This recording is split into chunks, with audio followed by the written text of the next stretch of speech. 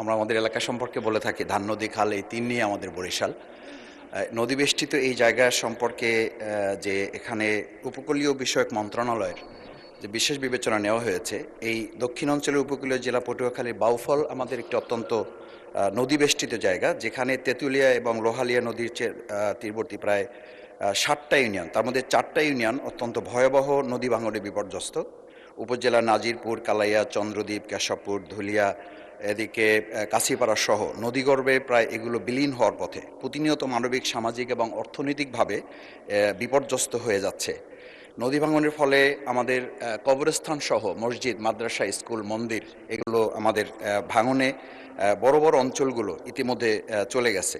মানবতার জীবনযাপন করছে তারা, হাজার হাজার হেক্টর ফসলি জমি যা ইতিমধ্যে নদীর গর্ভে চলে গেছে। স্থানীয় কৃষক এবং দিনমজুর যারা জীবন জীবিকায় ভয়াবহ প্রভাব ফেলছে মাননীয় স্পিকার, সে জায়গায় আমরা বিশেষভাবে লক্ষ্য করছি যে আমাদের কয়েকটি প্রতিষ্ঠান সহ শিক্ষার্থীদের স্কুলে ছুটে যাওয়ার হার এখন কমে যাচ্ছে।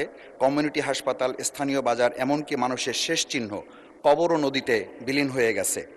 গ্রামীণ কাঁচা রাস্তা, কাঁচা পাকা রাস্তা, ভেরিবাঁধ, ওয়াবদা সহ যোগাযোগের অসংখ্য নদী সড়কগুলো নদী ভাঙনের ফলে বিচ্ছিন্ন হয়ে আছে।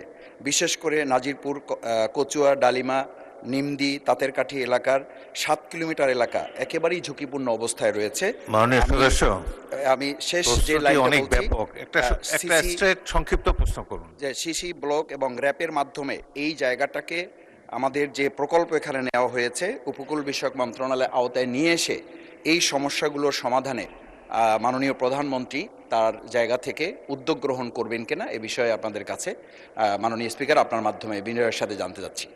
মাননীয় প্রধানমন্ত্রী। ধন্যবাদ মাননীয় স্পিকার, ধন্যবাদ মাননীয় সংসদ সদস্য আপনার একটি গুরুত্বপূর্ণ প্রশ্নের জন্য। আপনি আপনার এলাকার যেই সমস্যার কথা বলেছেন সেটি শুধু আপনার এলাকার সমস্যা নয়, বাংলাদেশের বহু মানুষ আছে। এমনকি আমার যেটা ডিস্ট্রিক্ট, সেই বগুড়াতেও সারিয়াকান্দি অঞ্চলে এইরকম নদী ভাঙনের সমস্যা রয়ে গিয়েছে মাননীয় স্পিকার। একই সাথে আরও অনেকগুলো অঞ্চল আছে, দক্ষিণ অঞ্চল বলেন, উত্তর অঞ্চল বলেন, বাংলাদেশের বিভিন্ন জায়গায় এই সমস্যা রয়ে গিয়েছে। এই সমস্যাটা একদিনের নয় মাননীয় সংসদ সদস্য, আপনি যেহেতু ওই অঞ্চলের মানুষ, ওই অঞ্চলে বেড়ে উঠেছেন, আপনার নিশ্চিত ধারণা আছে কিভাবে এই সমস্যাটি তৈরি হয়েছে। এখানে সবচেয়ে গুরুত্বপূর্ণ দুটো বিষয় আছে। একটি হচ্ছে যে নদী শাসনের কথা আপনি বলেছেন, সেটি একটি উপায় আছে, এবং একই সাথে আপনি খুব ভালো করে জানেন নদী শাসনের বিষয়টি অত্যন্ত ব্যয়বহুল একটি বিষয়, বাট তারপরেও প্রয়োজন অনুযায়ী আমাদেরকে করতে হবে। এবং সাথে আরেকটি গুরুত্বপূর্ণ বিষয় আছে, এই ভাঙনগুলো কখন হয়? ভাঙনগুলো আমরা দেখেছি অধিকাংশ সময় বর্ষার সময় হয়ে থাকে, যখন নদীতে স্রোত থাকে এবং হঠাৎ করে পানির প্রবাহ যখন বেড়ে যায়। এবং সেই জন্যই মাননীয় সংসদ সদস্য, আপনি নিশ্চয়ই অবগত আছেন, আপনার ধারণা আছে, না দেখে থাকলেও ধারণা আছে, শহীদ রাষ্ট্রপতি জিয়াউর রহমান এই সমস্যাটিকে সমাধানের জন্য খাল খনন কর্মসূচি শুরু করেছিলেন ওনার শাসনের সময়। এবং বর্তমান সরকার খাল খননের মাধ্যমে একদিকে যেমন নদী ভাঙনকে ট্যাকল করতে চাইছে, একদিকে যেমন আমাদের শুষ্ক মৌসুমে পানির যে সমস্যা হয়ে থাকে সেই সমস্যাটার সমাধান আমরা করতে চাইছি খাল খননের মাধ্যমে। ঠিক একইভাবে আপনার নিশ্চয়ই ধারণা আছে, যেহেতু গ্রাম অঞ্চলে আপনি বেড়ে উঠেছেন, অনেক সময় এমন অনেক জায়গা আছে যেখানে বর্ষাকালেও কৃষক পানি পায় না, বর্ষার সময়ও তাকে পানির জন্য কষ্ট করতে হয়। সেই জন্য আমাদের সেচ সুবিধা দেওয়ার জন্য খাল খনন একটি অত্যন্ত জরুরি প্রকল্প। আপনার নিশ্চয়ই আরেকটি ধারণা আছে, বিশেষ করে ঢাকা শহরে এই সমস্যাটি আছে, এবং গ্রাম অঞ্চলেও যেখানে চাষবাস খুব বেশি হয়ে থাকে সেখানেও এই সমস্যাটি ধীরে ধীরে দেখা যাচ্ছে। সেটি হচ্ছে যে আমাদের ভূগর্ভস্থ যে পানি আছে সেটির স্তর ধীরে ধীরে নিচে নেমে যাচ্ছে।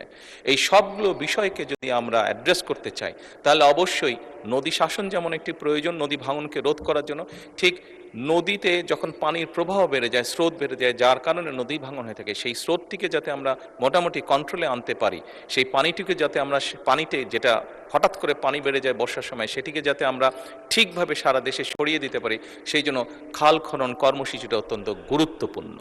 সেই জন্য মাননীয় সংসদ সদস্য, মাননীয় স্পিকার, আমরা নদী শাসনের ব্যাপারে যেরকম আমরা উদ্যোগ গ্রহণ করছি সরকারের পক্ষ থেকে, একইভাবে সামগ্রিকভাবে এই সমস্যাটিকে কম খরচে, যেহেতু বাংলাদেশের জন্য ব্যয়বহুল বিষয় নদী শাসনটিকে কম খরচের জন্য সবচেয়ে বেশি আমাদের জন্য সহজ হচ্ছে খাল খনন, সেটির উপর আমরা গুরুত্ব আরোপ করছি।